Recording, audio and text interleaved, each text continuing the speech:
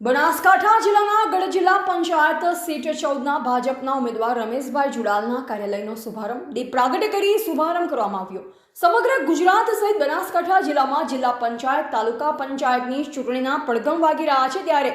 ગુરુવાર સવારે ભારતીય જનતા પાર્ટીના આગેવાનો કાર્યકરો સહિત મોટી સંખ્યામાં ઉપસ્થિત જનમેદનીની ઉપસ્થિતિમાં તેમજ ગઢ જિલ્લા પંચાયત સીટમાં આવતા ગામો ગઢ કુંભાસણ, કુંભલમેર, સલેમપુરા, વેડંચા, ખોડલા, બાદરપુરા, કુસ્કલ, એગોલા સહિતના ગામોના આગેવાનો, સરપંચો તેમજ ભાજપના કાર્યકરો મોટી સંખ્યામાં ઉપસ્થિત રહ્યા હતા। આ કાર્યાલયના ઉદ્ઘાટન કાર્યક્રમમાં ઉપસ્થિત મુખ્ય અતિથિ ડોક્ટર હિતેન્દ્રભાઈ પટેલ, પ્રદેશ ભાજપ પ્રવક્તા તેમજ રમેશભાઈ પટેલ, પાલનપુર તાલુકા ભાજપ પ્રમુખ તેમજ આગેવાનો, ભારતીય જનતા પાર્ટી યુવા ઉપપ્રમુખ નીરુભા વાઘેલા, ખુશાલભાઈ તેમજ રામસુંગભાઈ ચૌધરી, હીરાભાઈ, ગોવિંદભાઈ ભુટકા, અમૃતભાઈ દેસાઈ, બેચરભાઈ ભુટકા, વસંતભાઈ રાઠોડ સહિતના મહાનુભાવોએ તન મન ધનથી ભાજપના કાર્યકરોને જંગી બહુમતીથી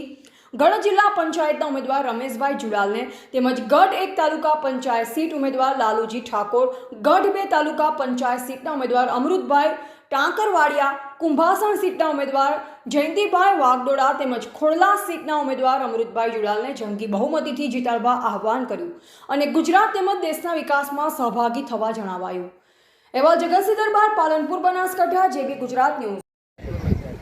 બોલો ભારત માતા કી। અત્યારે મંચસ્થ ઉપર આપણા સૌના આગેવાન એવા હિતેન્દ્રભાઈ પટેલ સાહેબ અને જાજો ટાઈમ ના લેતા સમગ્ર મંચસ્થ ઉપર આગેવાનો, વડીલો જે કોઈ બેઠા છે એ, અને મારા ભાગે તો બોલવાનું કઈ રહેતું જ નથી, બધું સાહેબે કહી દીધું છે। મારા ભાગે તો હું હમણાં સાળો વિચારતો હતો કે મારે શું બોલવાનું અને શું કરવાનું, પણ ખબર પડી કે આ સમગ્ર જ્ઞાતિના લોકો વતી મને જે આ પાઘડી પહેરાઈ છે એનો ખ્યાલ વિચાર કરીને મારે મોટું કામ કરવાનું છે, જવાબદારી નિભાવવાની છે। મારે બોલવાનું કોઈ રહેતું નથી। આ જવાબદારી છે, એ જવાબદારી કઈ રીતે આગળ ધપાવવી, કઈ રીતના લોકોના કામ અને ન્યાય અપાવવો, એ સાચી દિશાની જવાબદારી સમગ્ર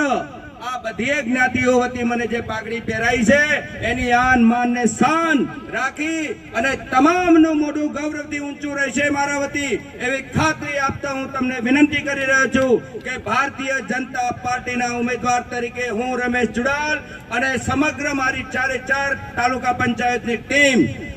અશોકભાઈ, અમૃતભાઈ, ખોડલાથી, કુંભાસણથી જયંતિભાઈ, ગઢથી 2 અમૃતભાઈ, અને બધાને આપણે એક બહુમતી, જંગી બહુમતીથી કમળનો વિજય કરી, તમારો ઉમેદવાર રમેશ જુડાલ નથી, તમારો ઉમેદવાર કમળ છે અને આ કમળને જિલ્લા પંચાયતની સીટ સુધી પહોંચાડવાની જવાબદારી આપ સૌ કોઈ નાગરિકોની, જનતાની, વડીલોની, ઘરે બેઠી માતા દીકરીઓની બધાની છે। હવે હું તમને એક વિનંતી કરવા જઈ રહ્યો છું કે ઘણા લાંબા સમયથી આપણે બધા ગઢનું નામ સાંભળતા હતા। હું નાનો હતો ત્યારથી સાંભળતો હતો કે ગઢ તાલુકો થાય છે, ગઢ તાલુકો થાય છે। છેલ્લા 20 વર્ષથી તો આ રીતે ચર્ચાઓ આપણે બધા સાંભળતા છીએ। અમે અત્યારે આ ગઢ વિસ્તારનો પ્રવાસ કર્યો તો બધા પહાણથી એક જ અપેક્ષા અને માગણી ને લાગણી થઈ કે ભાઈ તમે આ બધું કર્યું તો છે, તમે ઉમેદવારી તો નોંધાઈ છે, પણ તમને આ વિસ્તારની ખબર તો છે ને? હું કીધું હવે અમે તો 20 વર્ષથી આ વોણાની આ રાહ જોઈ રહ્યા છે ભાઈ।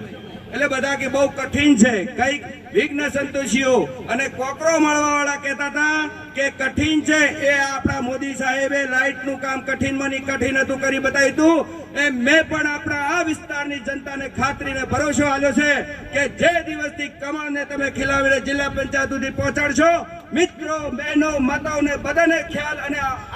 જે કોઈ આ છે મારી વિનંતી, એને માતા બહેનોના ઘર સુધી પહોંચાડશો। આપણા આ ગઢને ગઢ તાલુકા તરીકે પ્રસ્થાપિત કરવાનું સૌ કોઈ બિરુદ ઉપાડ્યું હોય તો આ રમેશ જુડાળે કમળ વતી ઉપાડ્યું છે અને કરી બતાવીશ।